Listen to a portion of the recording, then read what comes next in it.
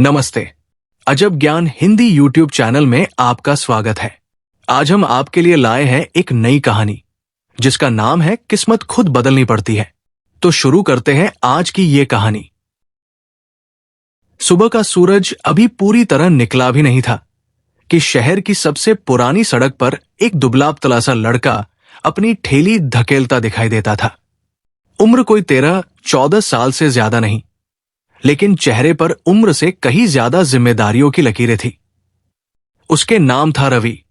रवि के लिए सुबह अलार्म से नहीं, बल्कि पेट की जलन से होती थी। जब पेट खाली होता है तो नींद खुद ही टूट जाती है। उसकी ठेली पर एक पुराना सा तख्त, जंग लगा चूल्हा, तेल से काली हो चुकी कढ़ाई और एक कोने में कपड़े से ढके हुए गरम समोसे।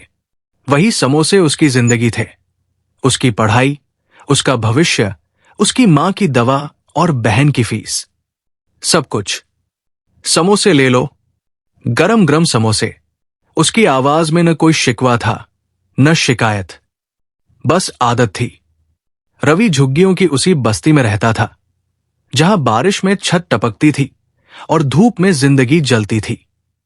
उसके पिता शंकर कभी पास के कारखाने में मजदूरी करते थे। एक दिन मशीन में हाथ फंस गया, हाथ बच गया, नौकरी नहीं। उस दिन के बाद घर में कमाई का नाम सिर्फ रवि रह गया। मां कमला अक्सर बीमार रहती थी। छोटी बहन गुड़िया स्कूल जाना चाहती थी, लेकिन किताबें किस्मत से नहीं मिलती।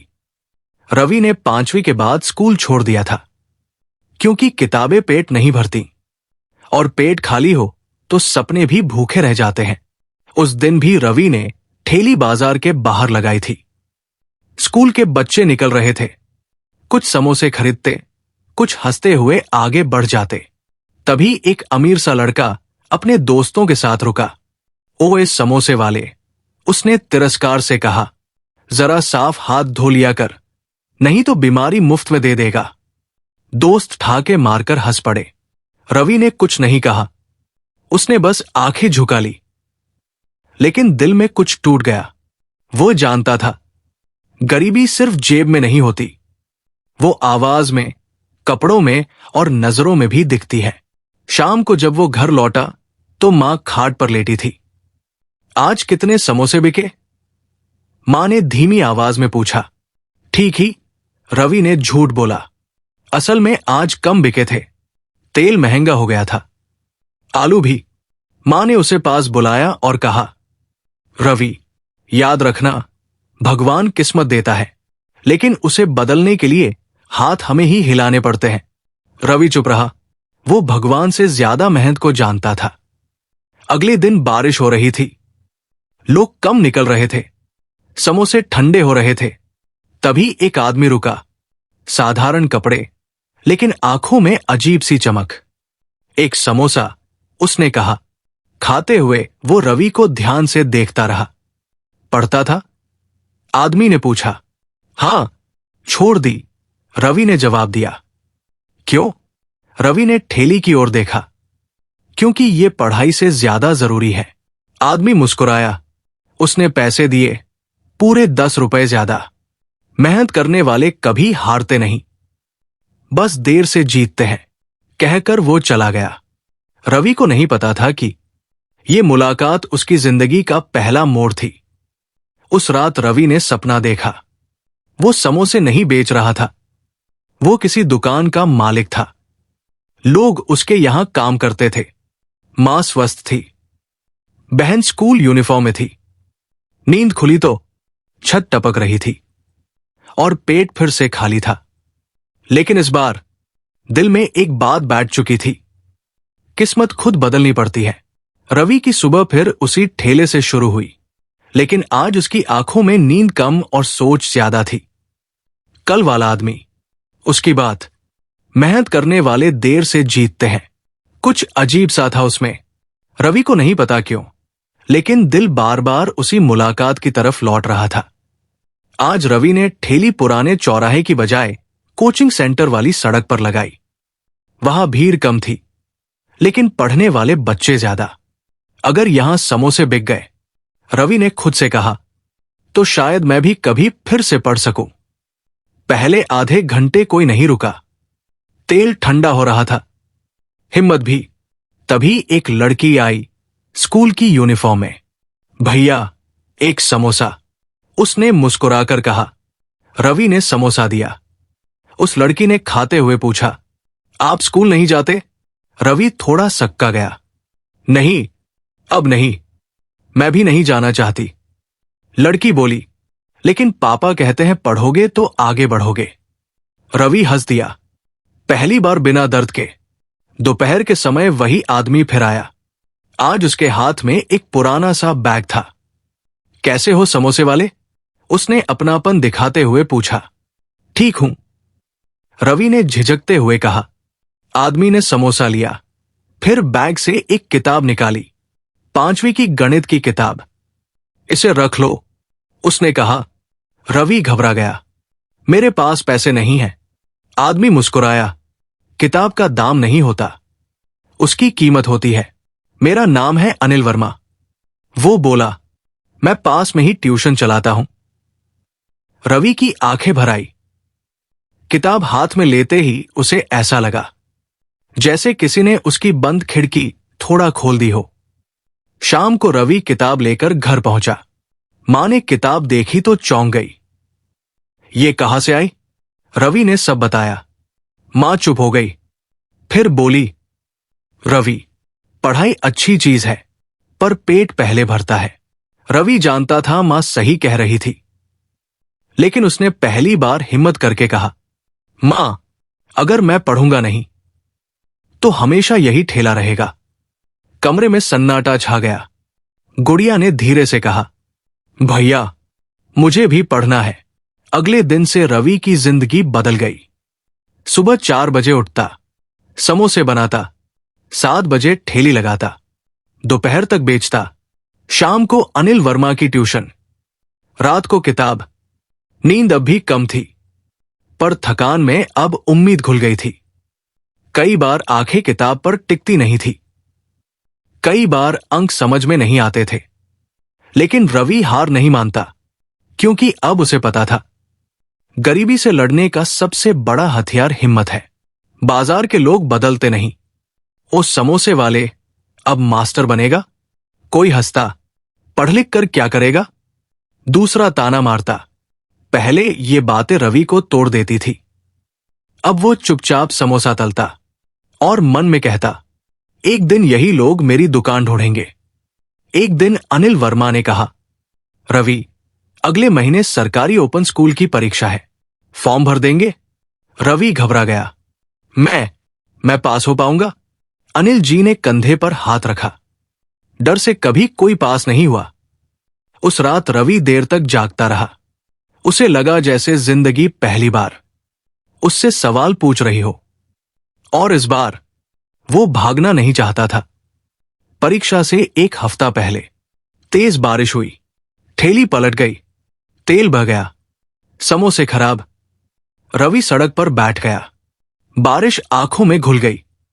उस पल उसे लगा शायद किस्मत फिर से जीत गई।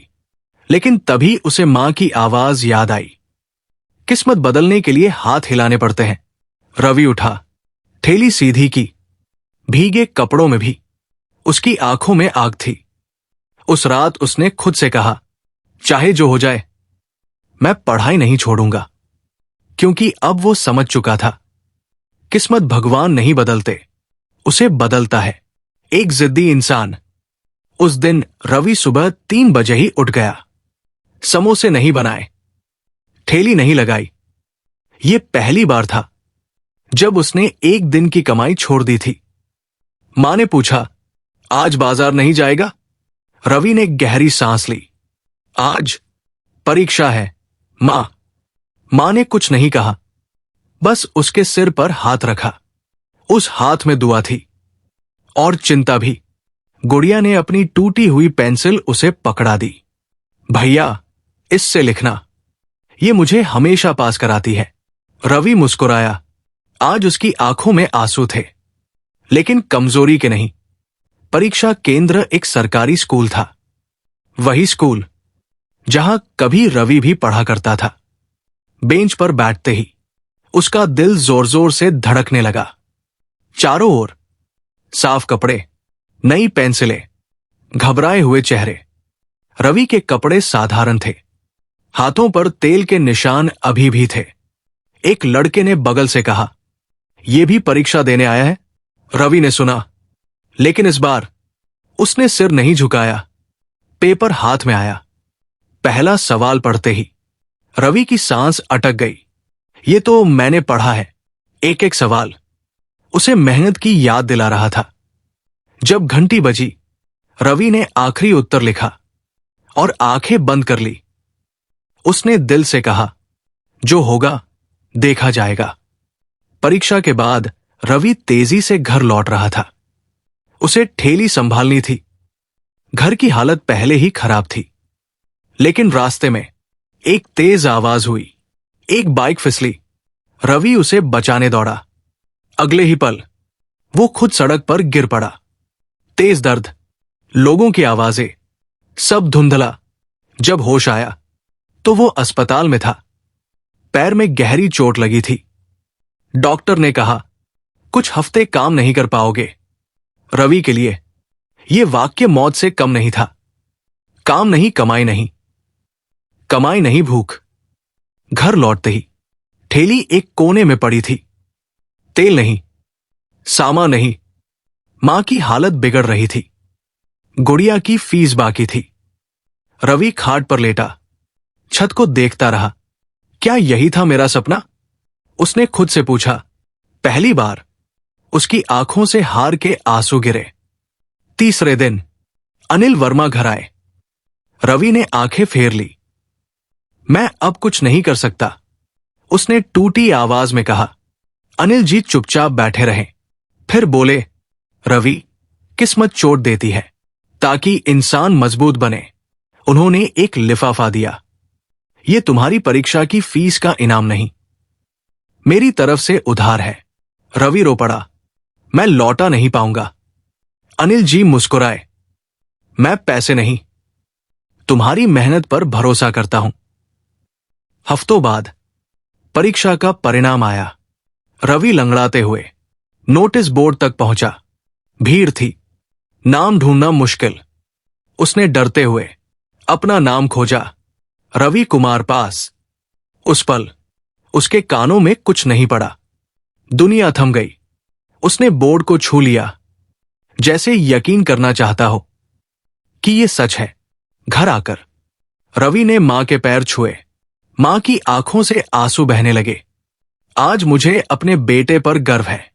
गुड़िया ने तालियां बजाई। "अब मेरे भैया मास्टर बनेंगे।" रवि हंसा। बहुत दिनों बाद। उसे पता था रास्ता अभी लंबा है, मुश्किलें अभी बाकी है, लेकिन अब उसके पास एक चीज थी जो पहले नहीं थी, खुद पर भरोसा। परीक्षा पास करने की खुशी ज्यादा दिनों तक टिक नहीं पाई। खुशी के साथ जिम्मेदारियां भी बढ़ गई थी। रवि का पैर अब थोड़ा ठीक था, लेकिन पूरी तरह काम करने लायक नहीं।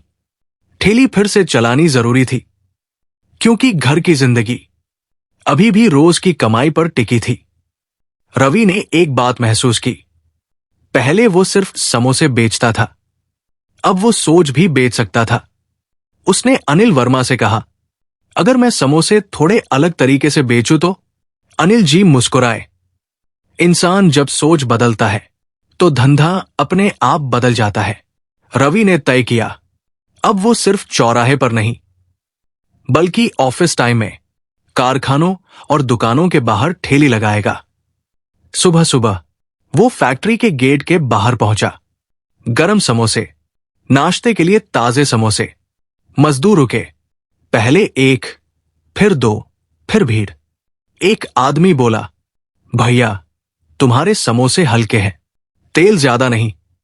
ये पहली बार था जब किसी ने उसके समोसे की तारीफ की। रवि के चेहरे पर आत्मविश्वास लौट आया। कुछ दिनों में उसकी ठेली पहचान बनने लगी। लोग नाम से बुलाने लगे। रवि के समोसे। रवि ने गुड़िया के लिए नई किताबें खरीदी।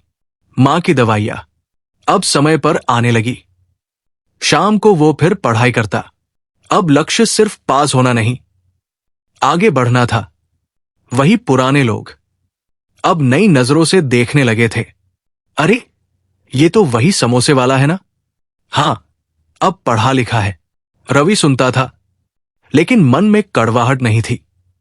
उसने सीख लिया था, जवाब शब्दों से नहीं, काम से दिया जाता है। एक दिन एक सरकारी दफ्तर के बाहर रवि ठेली लगाए खड़ा था। एक अधिकारी ने समोसा खाया, फिर दूसरा। कौन बनाता है? अधिकारी ने पूछा। मैं, रवि ने झिझकते हुए कहा। तुम्हें रोज यहां आना चाहिए। अधिकारी बोले, हमारे यहां कैंटीन का टेंडर निकलने वाला है। रवि के दिल की धड़कन तेज हो गई। कैंटीन, ये ठेली से एक बड़ा कदम था। घर आकर रवि ने मां से बात की। अगर मैं टेंडर भरूं और हार गया तो? मां ने शांत स्वर में कहा, बेटा, हारने से मत डर, न कोशिश करने से डर। रवि ने सारी रात सोचा, हिसाब लगाया, डर से लड़ा। सुबह उसने फैसला कर लिया। रवि अनिल वर्मा के पास गया। मैं टेंडर भरना चाहता हूं, उसने कहा। अनिल जी ने सिर हिलाया। तुम तैयार हो? कागज पूरे किए गए, हस्ताक्षर किए गए। जब रवि बाहर निकला तो उसने आसमान की तरफ देखा। वही आसमान जिसे वो कभी ठेली के पीछे से देखता था। आज उसे लगा आसमान थोड़ा पास आ गया है। अब सिर्फ इंतजार था। हर दिन रवि दफ्तर के बाहर से गुजरता, दिल तेज धड़कता। ठेली चलती रही, पढ़ाई भी। वो जानता था, जो भी होगा वो पीछे नहीं लौटेगा, क्योंकि अब वो सिर्फ समोसे बेचने वाला लड़का नहीं था।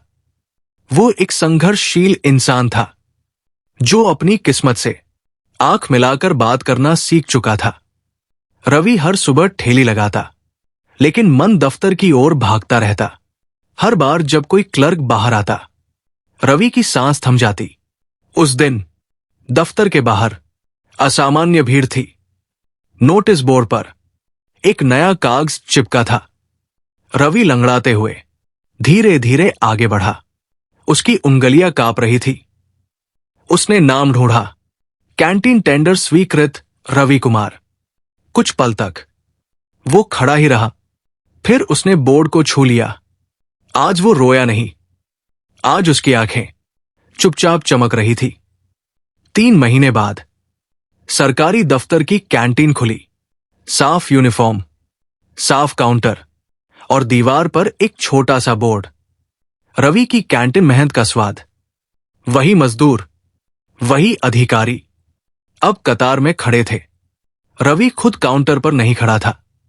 वो हिसाब देख रहा था, काम समझा रहा था, लेकिन हर सुबह पहला समोसा वो खुद तलता था। मां अब बीमार नहीं रहती थी, दवाइयां समय पर थी और चेहरे पर चैन था। एक दिन उन्होंने कहा, बेटा, अब मुझे डर नहीं लगता। रवि ने पहली बार समझा, असली कमाई पैसे से नहीं, सुकून से होती है। गुड़िया अब अच्छे स्कूल में थी। नई यूनिफॉर्म, नए सपने। एक दिन उसने कहा, भैया, मैं डॉक्टर बनूंगी। रवि हंस पड़ा, और मैं तुम्हारी पहली फीस भरूंगा। रवि ने अपनी पुरानी ठेली कूड़े में नहीं फेंकी। उसने उसे घर के आंगन में रखा, क्योंकि वही ठेली उसकी पहली पाठशाला थी। रवि आज अमीर नहीं था, लेकिन मजबूर भी नहीं था। उसके पास नाम था, सम्मान था। ये कहानी किसी बड़े आदमी की नहीं, एक साधारण लड़के की है, जो समोसे बेचता था, लेकिन सपने बड़े तलता था। क्योंकि किस्मत खुद बदलनी पड़ती है। उम्मीद करते हैं कि आपको हमारी ये कहानी अच्छी लगी होगी, और इस तरह की और भी कहानियां सुनने के लिए हमारे इस चैनल को सब्सक्राइब कर लें और अपने दोस्तों मित्रों को भी शेयर कर दें।